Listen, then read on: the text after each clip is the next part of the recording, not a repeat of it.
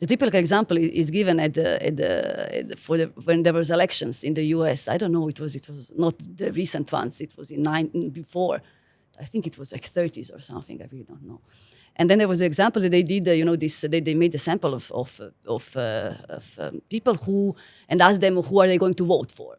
And they gave the result, and the result was actually, then there was a collections, and the totally different person won with totally different score than it was predicted from the sample.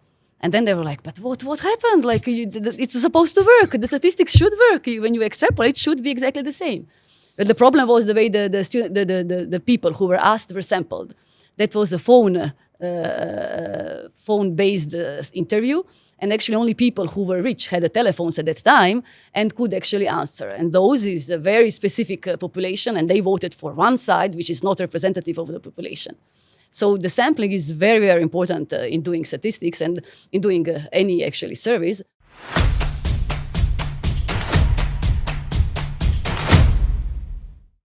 Welcome to Will Talks, everybody. Today we are talking to Tanja Bastianich.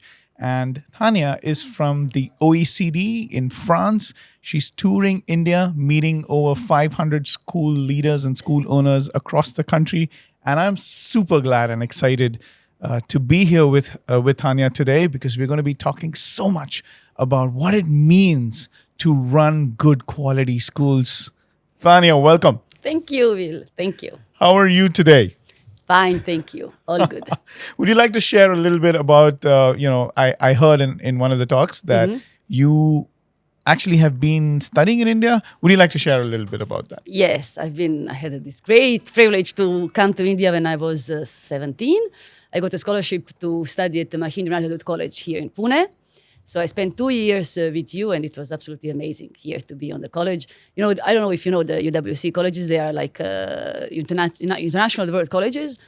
I think there are like 20 now in the world, and you put 200 students in the same college, and they are from 18 nationalities sometimes, and that was our case, and it was just amazing experience. So would you say that those 2 years has been foundational? Oh, yes. That made me. I probably wouldn't be what I am if I wasn't there. Oh. Yeah, imagine this is my dream, that every kid can have this opportunity to study in this rich environment with kids from all over the world. You learn so much about different cultures, about adapting to others. You get all these skills that you need then for the rest of your life. So this is a foundation. That's amazing. So the beauty of what you're saying is that it may not necessarily take 15 or 20 years to change a child's life. It could be 2 or 3 years of dedicated, sustained, planned, structured, eclectic mix of curriculum, of people, of, all these experiences. What do you think about that? It could be, but however, those kids who were on this college were pre-selected. I mean, that's also like, this is not, I don't know, if you put maybe random kids, it would be different. We were all like pre-selected. These are all high-performing students. So there is a lot of bias in this. You should do the same experiment with the random kids. I don't know if it would be the same experience. I hope it would. That would be great. And just your response to that immediately, signals the idea of the researcher in you. So would you like to share a little bit about the research that you've been doing, the meeting various countries, going, experiencing schooling systems in various countries? Anything that comes to mind, any opening statements around that? Yes, definitely. Whenever we hear some examples, in my head, immediately, I'm looking for other examples. I'm looking to find connections with other cases. One case is never enough. There always has to be more data, more information to have any conclusions about anything, actually. So also in the education. So as I hear you say that you're always looking for more cases, more data points to go ahead and create a hypothesis. Exactly. Or create a theory. I want to share something very counterintuitive and something that a few people have shared with me. So on one end, there are some of my friends who tell me, "Oh, you got to be sure. Oh, you have to have self-confidence. Oh, don't ask too many people." But on the other end, there's a part of me that's always looking for more data points. We're trying to find out, and the reason I'm doing that is not because do you have any ideas why we need to be looking at multiple data points? Oh yes, because like I'm never sure. So I'm never sure about anything. Even when we started this project in India, I wasn't sure at all it will work. I mean, and then I'm in the nature pessimistic. So imagine putting something not being sure and being a pessimistic, you get somebody who really needs more information to be reassured and to have more hypotheses. So definitely, like whenever there is something new happening, you can't just use what you already done before. You have to adapt. This is like adapted to new challenges, and this is one of the skills that we are measuring and we think are important today. That whatever it's how you define the intelligence. Also, it's adapting. This was one of the. I was in psychology classes when I was in high school, and we had this like, what is intelligence? There are so many different definitions of intelligence, and one of them is actually to adapting to new challenges. Wow. So if you, according to that definition, if you're intelligent, you should be capable to adapt in different contexts and in different cases. So I guess it's all related to that. So I guess the real message there is go out there, get as much information as possible, and start thinking. Doubt. Like you have to doubt in everything, because if you have your ideas all settled and you will just continue the way you're doing and you won't learn, you won't develop yourself or then improve the society or anything. Like you will just keep repeating as everyone did before you. But if you doubt in yourself, if you doubt in everything around you, and then you need more data, more examples, more, then I think it is only, I mean, it's my personal idea that you should do that, but maybe don't. That's how I do. That's how I work. But that's beautiful, because that to me looks like an educated mind. Someone who's not being very sure and always looking for information, because you feel that the work that you do is meaningful and is important for other people. And hence, we have a responsibility of working for others, right? Yeah, very well done. Because it's not like, it's the same thing in work. Like, it's not that I want here, I come with my project description, I want to implement PISA for schools in India, and I use the same procedures. We have the procedures, how it goes, how we did it in other countries. We come in India, we implement the same thing. Not at all. Like, I doubt, will this work? How we have to adapt? What do we have to change?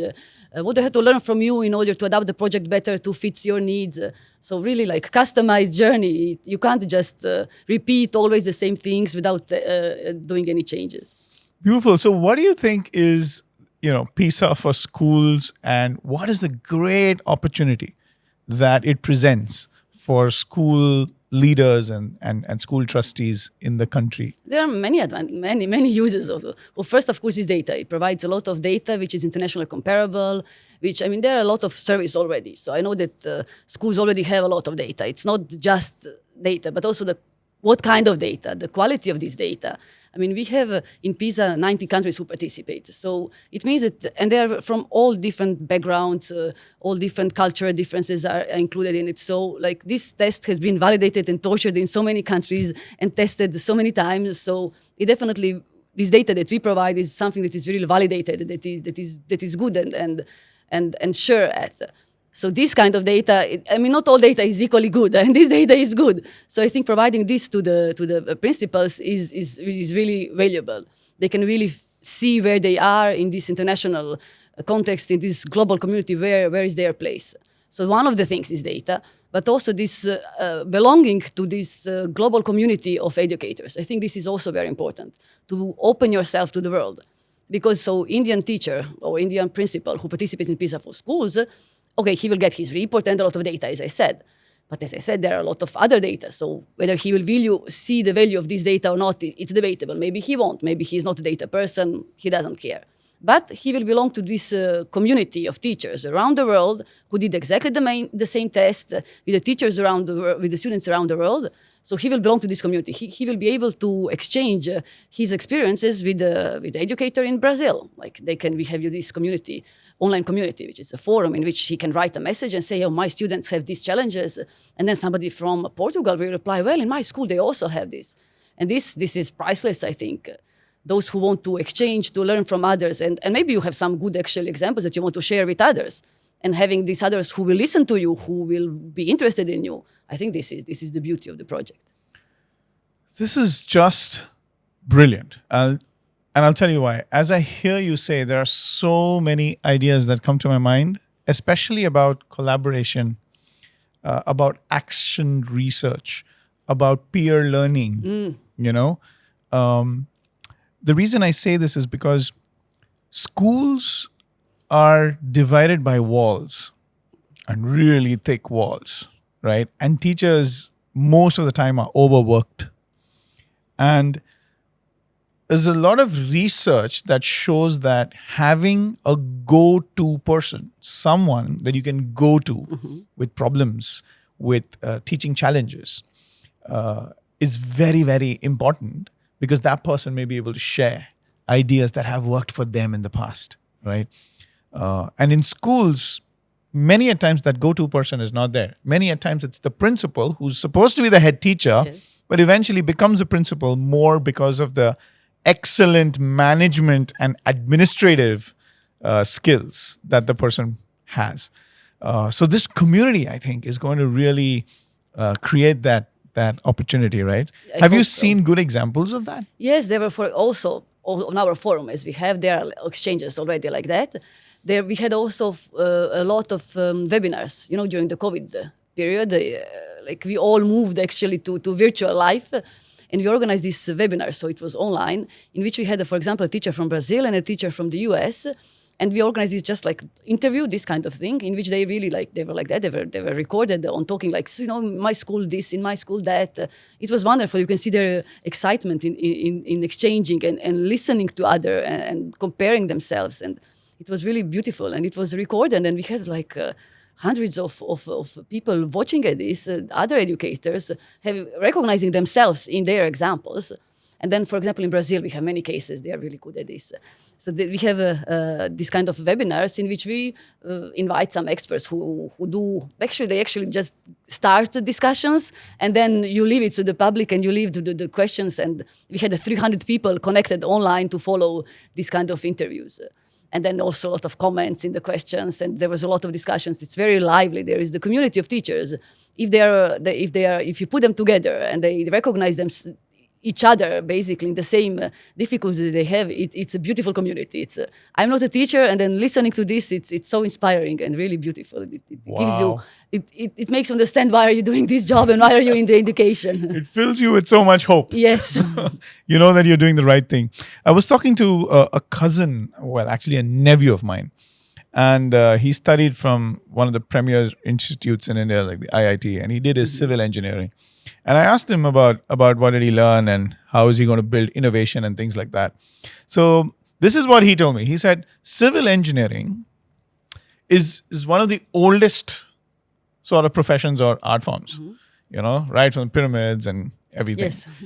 So everything that could have been done is done. So innovation is limited. So you're like, innovation is difficult. So I want to connect that story to a lot of discussions I've heard from school principals and school leaders in India. They say, "Oh, my problem is unique. My problem, my school. You don't know what my school. You don't know what my parents are. You don't know what teachers I'm dealing with." So the big reflection I have here, and connecting to the context of the teacher communities and all that. Are really problems that different across schools? Or do you see through your research similarities of problems, similarities of possibly solutions? Yes, well, everyone thinks that it's unique. Even I think that I'm unique. There is no other Tanja in the world. No, but and probably they are partly right. I mean, the combination of the specificities of each school is probably unique for each school. But however, the difficulties are probably very, very similar. I mean, our work, of course, in OECD is to categorize, to put students in disadvantaged, advantaged, and to make all these kind of groups of course, because this is the data. How can you can't deal with one data point as unique. You have to classify it somewhere. So the same thing for the schools. I mean, as unique as they are, there are always some schools which are similar to your school in some aspects. So we are offering actually this opportunity so that the schools can identify these similar schools, which is sometimes very difficult. As you even, like here, when you have different conferences, you put in the same room teachers, all kind of teachers with all kind of different difficulties. It's difficult even between themselves to identify whom to talk to. And so we have this platform in which you can like say, my students are disadvantaged, or I have a same-sex school, or I have schools that doesn't have resources, or I have a lack of teachers. So identify what are your points, and you will find that will be definitely somebody in this whole world, the big world, who has very similar problems as yours, and who maybe tried something that could be useful also for you, or maybe failed, because we're always talking about succeeding something, but failing is also excellent learning journey. So there are examples of we tried this, it didn't work. It's useful information for somebody. So maybe it's not worth that I try if for him it didn't work. I love that idea of failure, and how failure of, when you know that something that you tried did not work. I think that's valuable, because when we share our failures, there are 2 or 3 things that happen. One is we are respecting and honoring the work that we do. Yes. We realize that time is less. We don't have all the time in the world.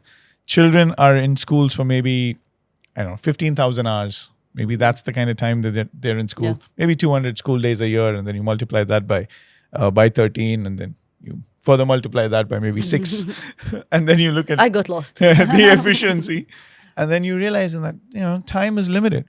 And so what we do with our time is very similar to what we do with our money, in terms of we have to optimize and prioritize.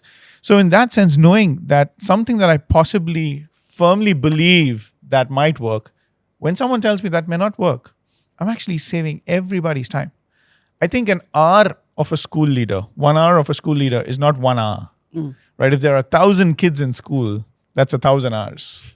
Right, every hour is multiplied by the number of people there. Every hour is multiplied by the number of students there. So it just makes it more important, I think, for us to understand what works and what doesn't work. What can I drop? What can I start? What can I stop? What can I continue? What can I amplify? Right, and how does one get all that information if it's not for data, right? And if you can't get all the data from your own school, then you want to get data from other schools, right? What do you think should be the mindset of a school leader or a school principal? What kind of school principal or school owner would want to take piece of a schools right now?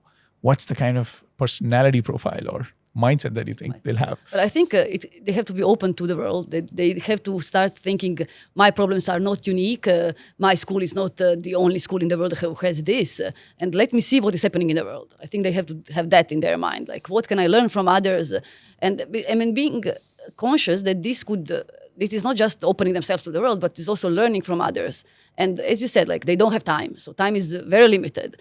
And they probably think like, oh my God, investing now what we are doing this test is like 3 hours, thinking that this will take them how much time to plan, to change the timetable of the whole school, to adapt. I mean, it's a lot of work. You really have to be motivated. You even have to pay for it. So you really think like, why would I do that? To get more data, I already have a lot of data. So, I mean, in that case, you really have to realize that you're doing it to open yourself, to learn from others, to belong to this, as we said, to global community from who, that you have to think that this will be actually useful for you. Because if you're doing it just to check something, just to get some more data points or something to put on your webpage, it's not worth of it, honestly. It's really not worth of it. Because it's too much investment to just, I don't know, as we said, like a certification to get I did PISA for schools. That's not enough. I think it's really worth of investing if you want to have a look at this data, if you want to see where do you situate with others, comparing to others, and what are your strong and weak points of the school. I think this is very valuable, because this is like, you probably know what your school is good at or not, but when you get this compared to the international scale, you can see really identify strong points and weak points, and this will then, as you say, save you also time. Because maybe, now you out to this 1 hour, you are investing 30 minutes, let's say, if you put it in numbers, on improving student motivation because you think that your students are not motivated when they are learning something. While you do the test and you compare international, you see that actually comparing to the whole students in the world, your students are actually super motivated. Okay, fine. Now I can put actually 20 minutes of my time to invest in student motivation, and the rest to do something else which they are not so good at. Wow. So that's actually the leadership mindset, right? Because when I hear you say this, the picture that comes to my mind is a school leader who's saying, I want to challenge the status quo. I want to challenge what's going on here. And I want to be the architect of change.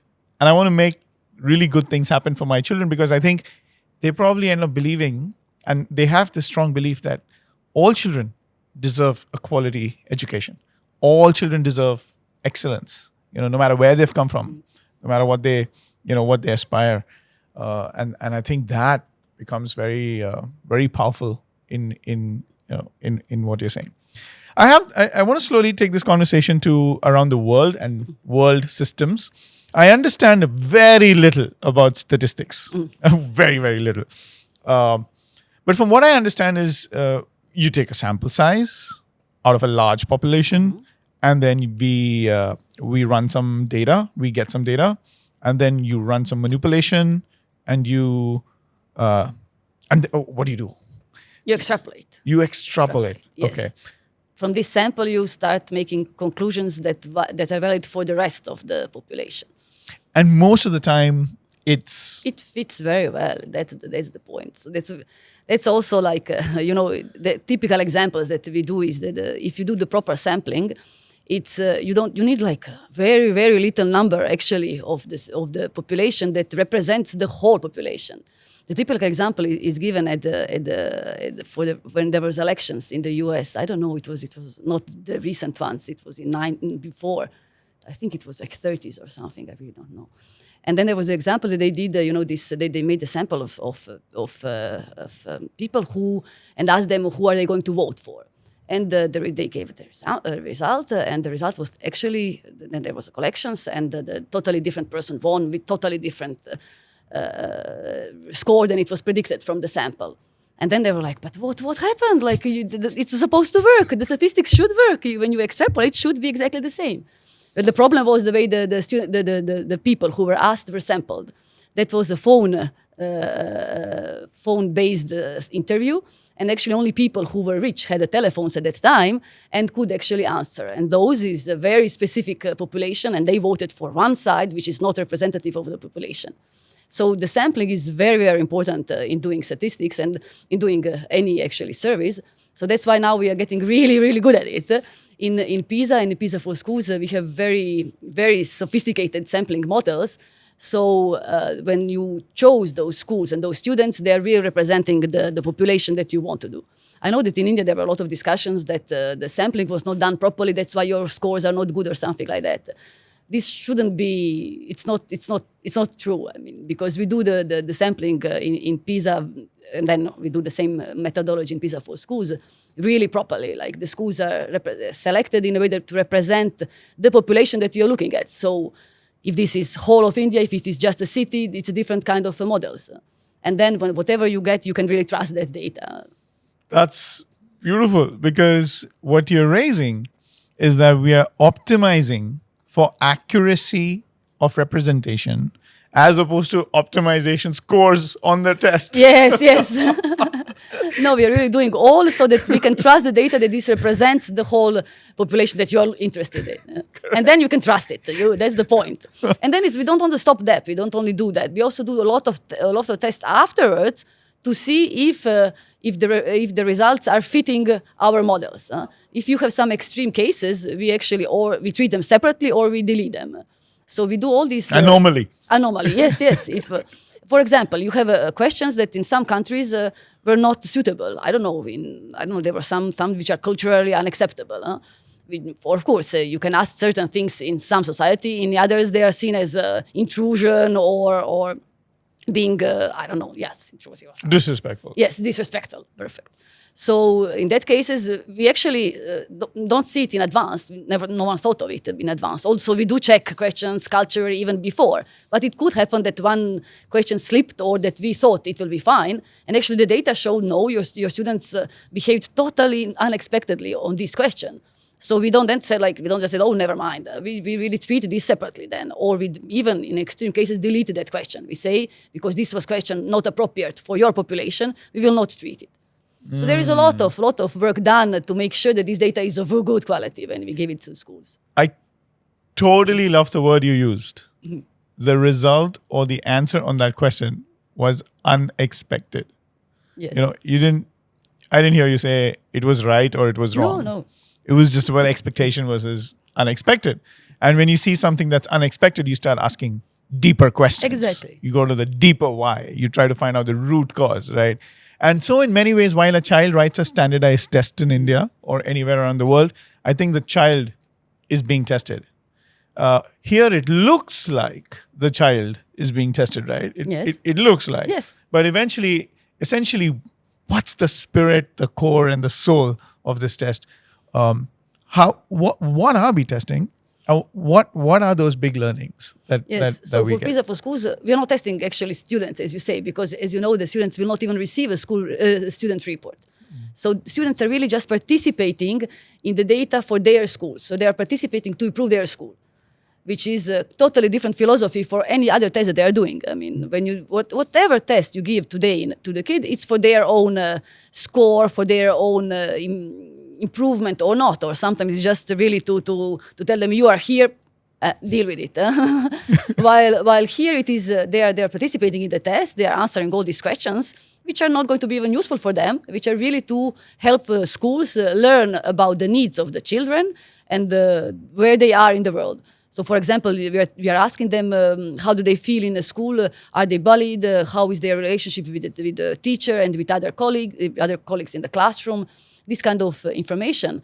And then what is that for them? It gives them nothing. It's really for the school. So by answering honestly on these questions, the teachers and then principals will know what is the atmosphere in the school, and you will know how this compares internationally. What is the atmosphere in other schools?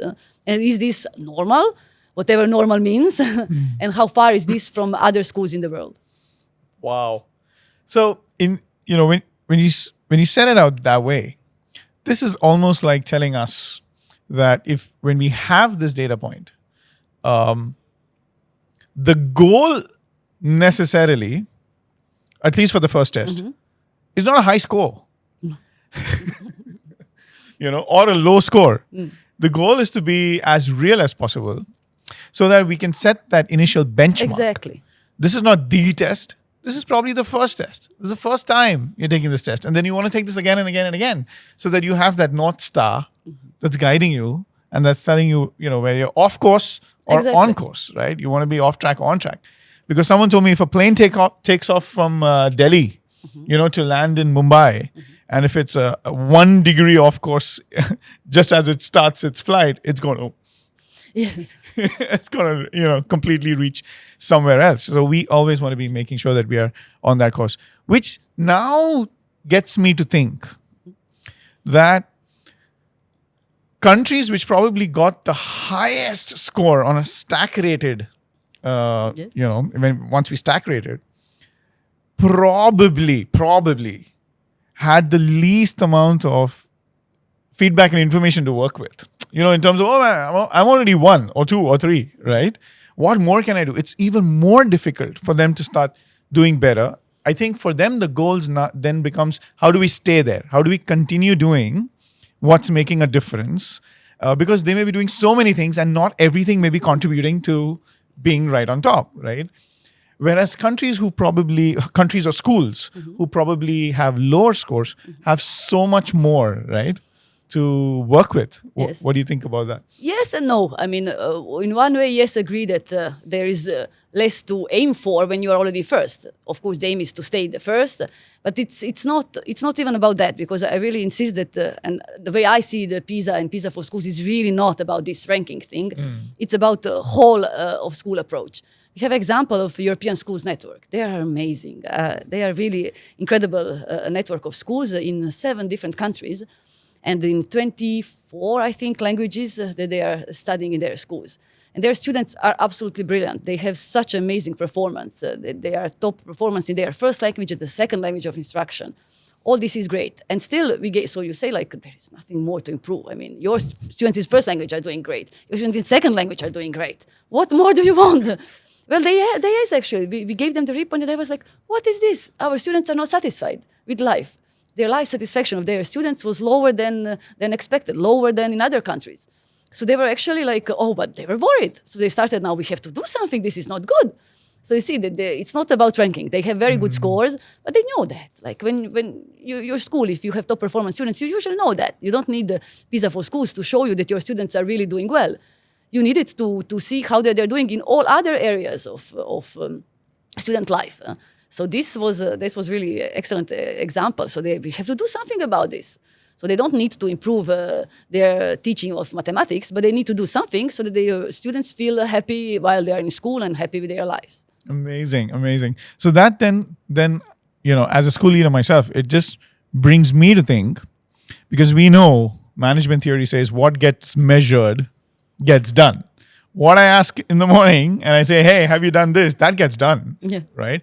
Which now means the principal's voice, the principal's idea of what is important and significant, everybody around the school starts optimizing for that, which now makes it even more of a responsibility, right? Am I asking the right questions? Am I tracking the right data? Am I teaching what's most important? Am I asking the most important questions, right? Because sometimes we just have to ask those right questions and bring that to the teaching team with clarity, right? And when we're able to bring that with clarity, then the wisdom of the school, the collective wisdom of the school might start optimizing to achieve that goal, right? So in that sense, I think it would be really nice for me to get an idea on what are those, as a school leader or school manager, what are those things that I should be asking myself even before I do the PISA for schools. Definitely, once I do the PISA for schools, you give a school report. Yes. It's very Comprehensive. Yeah. Yes. And that'll give us a lot of information. But that also, and I think it's only for 15-year-olds. Yes. Across only for 15 across the world, right? So that might give me ideas on how do I start constantly at least tracking what's important. What have you seen as most important, may not be most important, but really important and significant factors that school leaders should always be looking at? Yes, that's also very interesting, because the student questionnaire, which I so there is a cognitive items in which we are testing their skills in mathematics, applied skills in mathematics, reading, and science, and there is this background questionnaire. So this background questionnaire, it's also like half an hour of testing of students and consists a lot of questions. In PISA, even more than in PISA for schools. So all those questions, to put any question in PISA, the process takes like 3 years of decision making. One question. Yes, more or less. And then discussions, there are working groups, there are experts around the world who are agreeing or not agreeing, should this question be there or not. So what am I trying to say is that the questions that we are asking are already actually answered to your question, what is important. What is asked in these questions is actually what is important. So that's the data that you will receive is the data that the international community of educators decided that those are the points. So for example, in PISA, we are asking it in PISA for schools, we don't, but just for you to give you an idea of the, for example, how many computers are there in your school. So in that case, you have also this information in India, on average, how many computers there are in the school and how many they are in I don't know, Hong Kong, in Singapore. And then you compare this data and then you see how this, are you really doing that bad or not? And even as a school leader, then you have this kind of information. So it means that in the international community, it was decided that the number of computers at school is important data as a school leader you need. So in PISA for schools, we made even a smaller selection of those items. So those items who you find in our report is like motivation. Why do they like students like to do science or not? Then how do they feel in school? What is their relationship with teacher? What are the practices the teacher are using in their classroom? So those are the important questions. So, and you will have the answers actually there. So maybe some questions that you think are important are actually by international standards and by all these experts who worked for 3 years to put this question there were not so important. So maybe you could really, if you restrain your 1 hour that you have for a student on these questions which are put in PISA and PISA for schools, maybe this is optimization also of your work. I feel, from everything you're telling me, I feel that this could be a very educational process for school leaders and for school teams. We like to think that, yes. I think it's an educational process. Absolutely splendid way of learning, right? It's a way that, this makes me think of something else, because when principals shift jobs, when they suddenly go to another job, they have very little evidence to show of the changes they made in another school. Most of their discussion will be, about themselves and how much of their heart they put into the job. I've taken several principal interviews and they're always saying, I'm committed, I'm passionate about education, I do this and I do that. Very few interviews or principals have come up saying, when I took over the school, they were here. I did this. Now they're here and they're on the path to progress and succession, even when I'm not with that school. Very few, maybe 1 out of 1,000 principals use data to even get a new job, right? Yeah. So I think this can be a process of mastery for principals in India. And I'm just so grateful for OECD and all the different government as well as non-government agencies who've come together to bring this to private schools. Because imagine, before today, if a private school wanted to be part of PISA for schools, it was just not available. No. Right? So if you're a school principal who believes that every child deserves a quality education, if you're a school principal who believes that you have a significant part to play in making the lives of so many children under your care much better than it is, changing the trajectory of their lives, then I think they should be jumping on something like this, right? Immediately. We did receive, before this big starting of the PISA for schools in India, we did receive a lot of emails of schools contacting us directly. So I want to participate in PISA for schools. What do I have to do? Wow. Well, nothing. You can't do nothing because in India we are not available. And it was really sad because there are these principles. They are rare.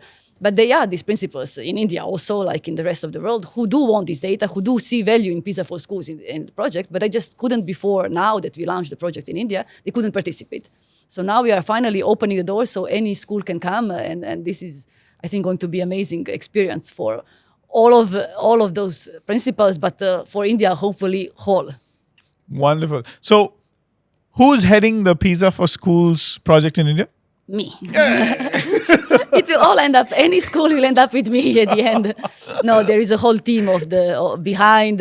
There's a whole team who is working, we are all working in Paris and who is supporting this project in different countries.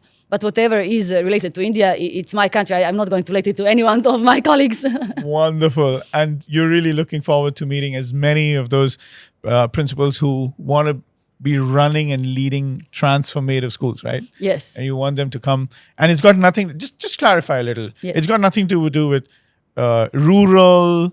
This is not for only the elite.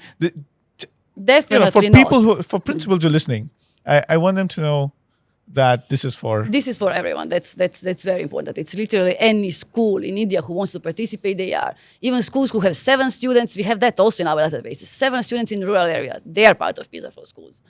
They can't get a school report, it's more complicated for them, they have to reunite with other schools, but there are solutions for everyone. We have examples in Thailand in which the schools were really rural and extreme. It was very difficult, they didn't have internet. So they went there, the national service provider who we are working with in Thailand, they went there with power generators and computers, laptops to enable those students to reply on the questions. So we have really all cases. It works for all schools in the world. So there is no excuse that you are too far away or I don't know, you're not in the rural area, urban area or something like that. No, this is for everyone. This is for everybody. And I think increasingly in a world where we are classified based on our mindset. Right? I don't think principals should be looking at anything else. Exactly. If they are on the path to improve, if they're there to serve the children, this is for them. Exactly. That's right? Very well said. Wow. Any closing comments from our experience today with this podcast and your experience in India, especially coming after so many years? It's amazing to be back. It's such a different India than it was 20 years ago. And it's wonderful to see how it's growing, how it's improving, how everything is changing in India. There are such a big changes. Because when you go to Paris, if you go 100 years ago or now, the buildings are exactly the same. Everything, no, there are changes, but the changes are much less visible. Here, everything is going I think, in a very good direction. Everything is improving. So let's improve also education system, school system. Let's improve the lives of students. And this will be just a great journey for all of us. Amazing. Thank you so much, Tanja. Thank you, Willy. Thank you. Thank you.